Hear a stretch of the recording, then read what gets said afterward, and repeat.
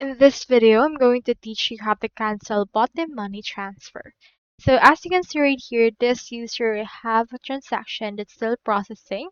They want to cancel this transaction and they want to know how.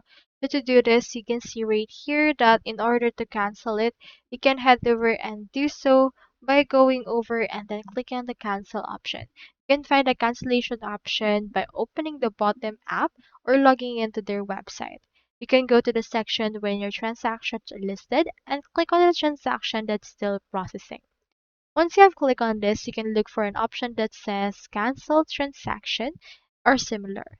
You can try these steps and once it's done, you can head over and cancel it. Now, typically, there is a charge for canceling transaction depending on the policies of the service that you're doing.